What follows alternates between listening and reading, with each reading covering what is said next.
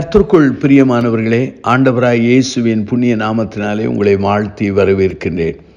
மத்தேயு நற்செய்தி நூல் 22 அதிகாரம் 14வது வாக்கியத்தை நான் வாசிக்கிறேன். நம்முடைய ஆண்டவராகிய இயேசுவானவர் சொன்ன ஒரு வாக்கியம்தான் இந்த வாக்கியம். அந்தபடியே அழைக்கப்பட்டவர்கள் அநேகர், தெரிந்து கொள்ளப்பட்டவர்களோ சிலர் என்றார்.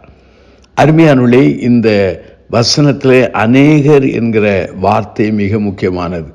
ஆண்டவராகிய கர்த்தர் தாமே தன்னுடைய வசனத்தின் ஊடாக ஆவியானுடைய பலத்தினால் உங்களோடு கூட இடைவிட்டு பேசுவாராக. வேதாமத்திலே அநேகர் என்கிற அந்த வார்த்தையானது பல இடங்களில் வருகிறது. 5 முக்கியமான காரியங்களை நான் சொல்ல விரும்புகிறேன். மத்தேயு நற்செய்தி நூல் 7ஆம் அதிகாரத்தை நீங்கள் எடுத்துக்கொள்ளலாம். அதிலே 13வது வாக்கியத்தை பாருங்கள்.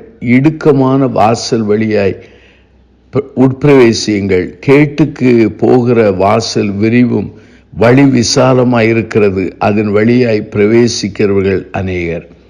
ஆகவே விசாலமான வழிகளிலே போகிறவர்கள், பின்பற்றுகிறவர்கள், அந்த வழியிலே நடக்கிறவர்கள் அநேகர் என்று சொல்லி நம்முடைய ஆண்டவராகிய கர்த்தர் சொல்கிறார். ஜீவனுக்கு போகிற வாசல் இடுக்கமும் வழி நெருக்கமாயிருக்கிறது, அதை கண்டுபிடிக்கிறவர்கள் சிலர். இந்நாட்களிலே பாடுகளை ஏற்றுக்கொள்ளக்கூடிய மனது பலருக்கு இல்லை. ஆனால் இங்கு சொல்லப்படுகிறது, அநேகர் பாடுகள் நெருக்கங்களை அல்ல, பாடுகள் நெருக்கமில்லாத விசால வழியை அவர்கள் தேடுகிறவர்கள் அநேகர் என்று ஆண்டவர் சொல்கிறார். அருமையானவர்களே, நாம் விசாலமான வழியிலே நடக்கிற அநேகரில் ஒருவரா? இரண்டாவதாக பிலிப்பியர் நிருபத்தை நாம் எடுத்து வைத்துக் கொள்வோம். அதிலே பிலிப்பியர் நிருபத்திலே 3ஆம் அதிகாரத்தை நாம் புரட்டுவோம். இந்த 3ஆம் அதிகாரத்திலே வேத வசனத்திலே 18 பாருங்கள். ஏனெனில் அநேகர் வேறு விதமாய் நடக்கிறார்கள், அவர்கள் கிறிஸ்துவின் சிலுவைக்கு பகஞ்சர் என்று உங்களுக்கு அநேக தரம் சொன்னேன், இப்பொழுதும் கண்ணீரோடு சொல்கிறேன். அவருடைய முடிவு அழிவு, அவருடைய தேவன் வயிறு, அவருடைய மகிமை அவருடைய இலைச்சையே. அவர்கள் பூமிக்கு அடுத்தவைகளே சிந்திக்கிறார்கள். இன்றைக்கு அநேகர் வேறு விதமாய் நடக்கிற மக்கள் இருக்கிறார்கள். இவர்கள் எப்படிப்பட்டவர்கள்? ஆன்மீகத்துக்கு அடுத்தவைகளை அல்ல, பூமிக்கு அடுத்தவைகளையே சிந்திக்கிறார்கள். நம்முடைய வாழ்க்கையிலே விசாலமான வழியிலே நடக்கிற அநேகரில் ஒருவரா, அல்லது வேறு விதமாய் நடக்கிற மக்களில் அல்லது அநேகரில் ஒருவராய் இருக்கிறோமா? மூன்றாவதாக யோவான் நற்செய்தி நூல் 6ஆம் அதிகாரத்தை நாம் எடுத்து வைத்துக் கொள்வோம். இந்த 6ஆம் அதிகாரத்திலே 66வது வாக்கியத்தை உங்களுக்காக நான் வாசிக்கிறேன். அது முதல் அவருடைய சீடரில் அநேகர் அவருடனே கூட நடவாமல் பின்வாங்கி போனார்கள். அநேகர் பின்வாங்கி போனார்கள். பின்வாங்கி போனவர்களை எப்படி கண்டுபிடிக்கலாம்?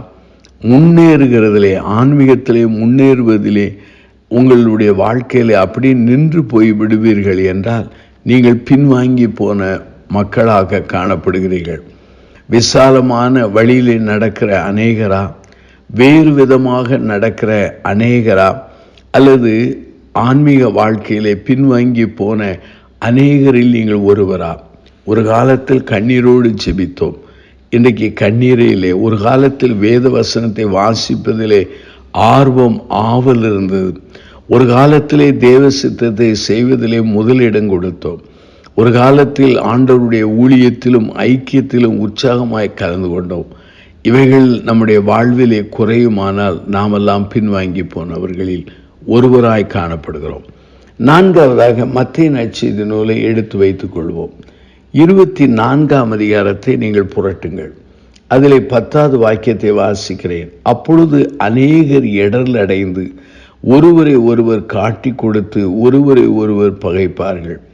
அதற்கு அடுத்த வசனத்திலே அநேக கள்ள தீர்க்கதரிசிகளும் எழும்பி அநேகரை வஞ்சிப்பார்கள். இதிலே அநேகரை இடரல் அடைய பண்ணுகிற மக்களில் அநேகரில் ஒருவராக காணப்படுகிறீர்களா? நாம் ஆத்தும ஆதாயம் செய்வது நம்முடைய கடமை.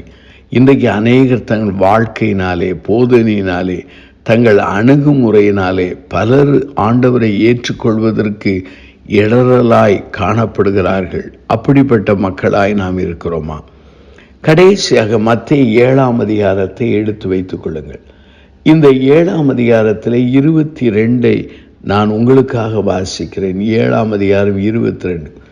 அந்நாளிலே அநேகர் என்னை நோக்கி, கர்த்தாவே கர்த்தாவே, உமது நாமத்தினாலே தீர்க்கதரிசனம் உரைத்தோம் அல்லவா, உமது நாமத்தினாலே பிசாசுகளை துரத்தினோம் அல்லவா, உமது நாமத்தினாலே அநேக அற்புதங்களை செய்தோம் அல்லவா என்பார்கள். அப்பொழுது ஆண்டவர் சொல்கிறார், நான் உங்களை அறியவில்லை, அக்கிரம செய்யக்காரரை என்னை விட்டு அகன்று போங்கள் என்று சொல்கிறார். இந்த திருமறை பகுதியின் பொருள் என்ன? தேவனுடைய சித்தத்தை படி செய்யாத அநேகரில் ஒருவராக இருக்கிறோமா?